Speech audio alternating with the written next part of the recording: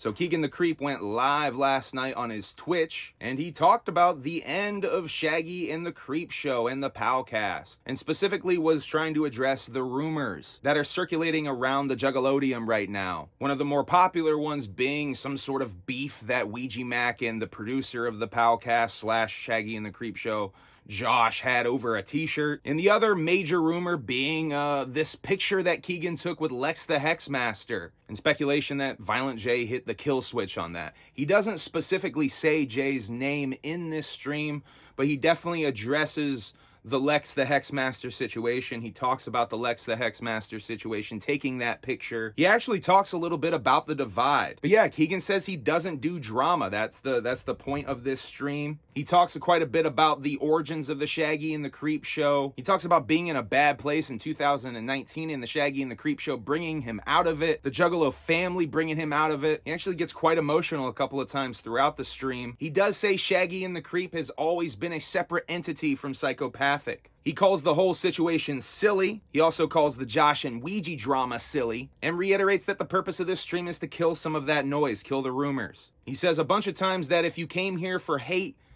you came for the wrong reason. He compares streaming to therapy, and he says he does plan on continuing to stream. By the way, go give Kegan some love, Kegan the Creep on Twitch. You can go find this full stream on Twitch still, by the way. He says more projects are coming. Him and Josh are working on something. Obviously, the Shaggy show is coming. He does say that this is something that's been talked about for a little while, that this is something that's been maybe coming for a little while. He gets a little emotional towards the end of the stream, talking about not having much family growing up and finding a family in this community, and I think even talking about finding a family with Shaggy and Renee and the kids. But yeah, he goes through the history of Shaggy and the Creep, talks about working with an idol. He wants to keep working on good content, and he wants to focus on laughing. Kegan is very gracious and humble throughout this entire stream, and honestly, I feel for Kegan. You can tell he's in a very raw emotional state throughout this. He says he feels like he's saying goodbye, even though this isn't a goodbye. He starts to read the chat a few times and gets choked up. Really a quite emotional stream. But yeah, Kegan encourages people to take clips. I love y'all, whoop whoop. Make sure you hit that like gimmick. Make sure you hit that subscribe gimmick. Anyway, here's the clips from Kegan the Creep. To look back at just the handful of videos from back in the day, whether it was OG Shaggy shows, Weekly Freaklies, Purple shows, Road, whatever you want to put, all these fucking greats, and you look at the Shaggy and the Creep channel, and you see hundreds of videos, and then you go to a podcast, and for nonstop for about 3 years, didn't miss a beat. You don't see it till you're not doing it. That what you were doing is something you were only dreaming of doing as a kid, right? And you were living the moment. And it's so crazy. It's so fucking crazy. But I see people in here saying, yeah, I see, I get it. I get the whatever. Everybody wants a clear-cut reason. Some people want drama, and we're not going to give the drama. We're just working on different projects. That's where it's at. The Shaggy show, he'll be shooting brand new content with, I'm sure, its own flair and twist to it, to where what me and Josh have been working on and the projects we're working on is going to be a little different than what the Shaggy and the Creep show was. Where, again, I can speak for myself. I want to spend a lot of my time streaming. It's a lot. It can be a lot. And here's the biggest thing, and I'll speak for myself. But I'm almost 100% certain everybody on the team could agree. We never, ever, ever wanted to just put something out to put something out. If it wasn't good enough, it didn't make the cut. There is a lot of videos and a lot of skits and a lot of things that you guys will never see because we didn't feel it was good enough. It's always and always has to be quality over quantity. It has to be, no matter what you do. Shakes me to my core. So I don't like to speak on things because I have no idea what that's like. But we're just at different points right now of what we want to do and what we want to create. So the Shaggy show is going to pop off. I'll tell you right now, I'll be one of the first to subscribe. Whatever merch gets dropped, I'm going to be one of the first to buy the fucking merch. We're going to be over here streaming, continuing a gaming career, as well as, I don't want to spill any beans, but a project we've been working on that hopefully within the very near future we can work on. All right? But I'm sorry. I'm gonna read some of the chat right now. But maybe this isn't the answer some of you guys wanted. I know a lot of people are hoping they can tune in and get a clip of me saying some off the wall, dramatic, spilling some beans. If you guys know anything about me or you followed me at all for years, I don't do that. I don't do drama. I don't walk around with regret and ill feelings towards people. It gets you nowhere in life. And there isn't enough nice things I can fucking say. I was blessed. I was completely 100% blessed to do what I got to do for the amount of time we did. I mean, 3 years ain't nothing to laugh at, man. That's a lot of shit. And he knows damn well. I don't give a fuck whatever he wants to do. If there's a video popping off and he needs old Uncle Keegs to be in it, I'll be there fucking ready to work, baby, wait. And I'm sure vice versa. So this isn't like we're not talking. We hate each other. Like, it couldn't be more of that. Right? Like, it's nothing but love. So I don't want things to get so, like, there's no, I'm just so tired of the what is the word,